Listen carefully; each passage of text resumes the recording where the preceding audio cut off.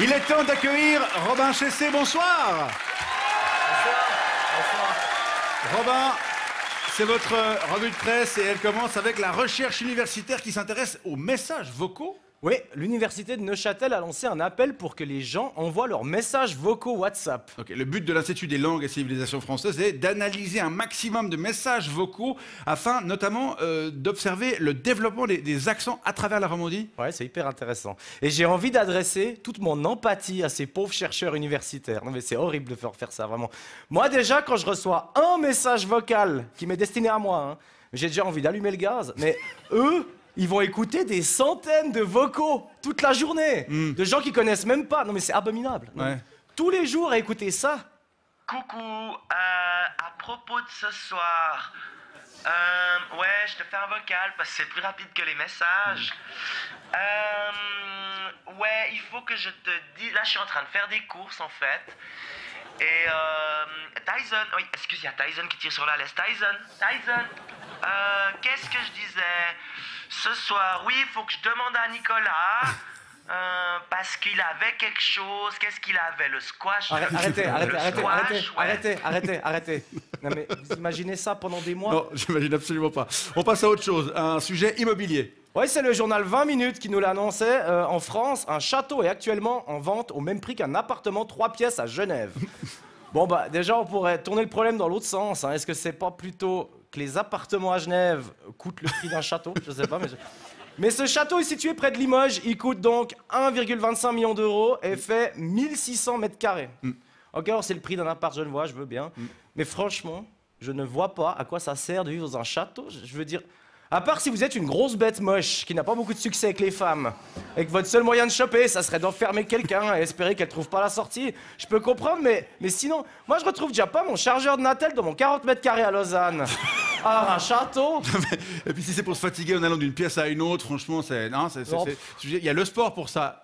Non? Oui. Et justement, on annonce de grosses craintes pour les Jeux Olympiques de Paris en 2024. Ouais, la maire de Paris, Anne Hidalgo, a lancé cette déclaration qui a inquiété toute la France. Ouais. Les transports publics ne seront pas prêts à temps pour les JO. Alors moi, j'ai vraiment envie de rassurer tous les Parisiens et toutes les Parisiennes, et j'aimerais leur dire, mais on s'attendait pas à autre chose. Vous en faites pas. Non mais le monde entier sait déjà où il met les pieds avec les JO de Paris. Il n'y a pas de problème. C'est littéralement dans le nom. Paris 2024. Je veux dire, des cohues, de la foule, rien qui marche, des gens qui gueulent, tout qui est méga cher. Enfin bref, n'ayez aucune crainte. On reste en France avec un documentaire sur Cyril Hanouna qui a été largement relayé partout. Ouais, en France, ça a fait beaucoup de bruit. Tout le monde en a parlé. Alors moi, je vous propose un truc. On n'en parle pas parce qu'on s'en fout. Très bien, excellente idée. En revanche, on vous conseille quand même de regarder celui de jeudi dernier sur Gérard Depardieu. Ah ouais. Si vous pensez que votre tonton est un peu lourd au repas de Noël, peut-être que ça vous aidera à relativiser un petit peu. Ouais, parlons plutôt de foot, par exemple. Foot, c'est bien ça. Après la campagne qualificative plutôt médiocre de l'équipe de Suisse, on attendait de savoir comment l'association suisse de football allait réagir avec Murat Yakin, dont la stratégie semble, pour quelques-uns, un peu hasardeuse.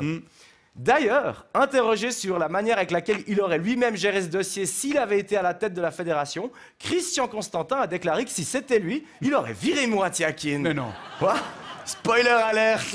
Non, on est sous le choc. Non, mais bien malin qui aurait pu prédire que le choix de Christian Constantin aurait été de virer un entraîneur. Mais la SF en a décidé autrement, et c'est bien Murat Yakin qui accompagnera l'équipe de Suisse à l'Euro l'été prochain, où la Nati affrontera dans son groupe l'Allemagne, la Hongrie et l'Écosse.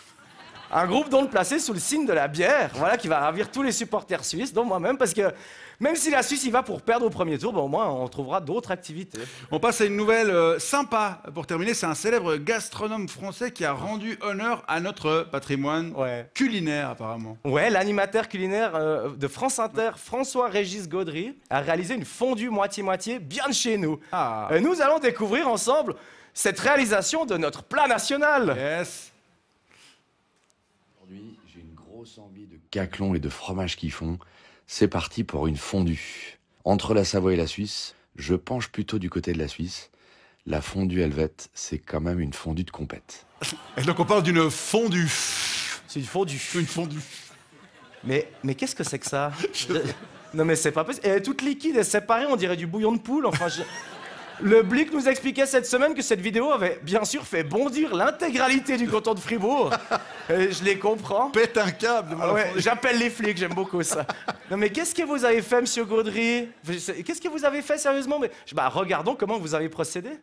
Je fais chauffer mon caclon en fonte sur le gaz, à feu moyen. Non mais ça c'est pas du tout un feu moyen ça. Non, on pourrait cuire une entrecôte là-dessus. Donc qu'est-ce qu'il a fait d'autre? Je verse ensuite l'équivalent d'un grand verre de vin, environ 15 à 20 centilitres.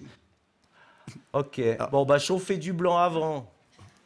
Ok, mais pas une chope de blanc. Enfin, je sais. Les quantités c'est une science, monsieur. Aïe, aïe. Ah, Dieu sait la suite, on va voir la suite.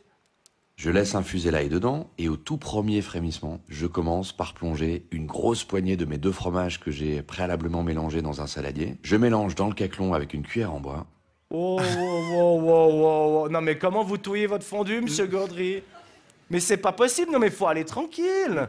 Je sais bien qu'on est culturellement beaucoup moins énergique qu'en France, mais des fois c'est pas un mal, je veux dire. Et puis il faut faire des 8, non? Alain Philippe, jamais arrêté. Il y a des trucs, il y a des gars, c'est une Il y a plein de trucs. C'est un rituel, Ouais, quoi. c'est presque une science, je dirais, quoi. Mais ce que je trouve assez intéressant, c'est que ce qu'il dit, c'est encore assez juste. Ouais. C'est juste ce qu'il fait est complètement faux. Hein, on n'avait pas eu un aussi bon exemple de bien expliquer, mais mal faire depuis Pascal Broulis et son livre L'impôt heureux. Puis, bon bah voilà, bah après ça donne ça, quoi. Vous pouvez évidemment assouplir un peu votre fondue pour qu'elle soit un peu plus liquide, en ajoutant un peu de vin en cours de route. Mais moi j'aime bien quand elle a un peu de consistance. Sa texture crémeuse et filante. En matière de fondue, les Suisses ne font pas les choses à moitié. Et vous non plus, vous En faites matière pas- de fondu. En matière de fondu, ils font pas les choses à moitié les Suisses, mais lui non plus, vraiment, genre il fait tout à fond.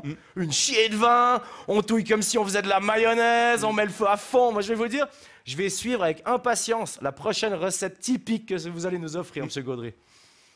Buongiorno! Aujourd'hui, je vais réaliser de délicieux spaghettis sauce tomate comme le faisait la mamma. D'abord, faire cuire les pâtes dans une casserole al dente. Ensuite, faire mijoter la sauce tomate Italia. Ajouter un peu d'ail pour donner du goût, materazzi. Et un peu de basilic frais Ikea. Vous pouvez même ajouter un peu de parmigiano râpé. Et pour accompagner ça, un bon verre de Chianti. Voilà de délicieuses pâtes sauce tomate comme le faisait la mamma. Bon appétita! Ah ça fait plaisir que la culture culinaire se perpétue. Allez, bonne fête et bon appétit à tout le monde. Merci beaucoup, Robin, et à très bientôt. Merci beaucoup.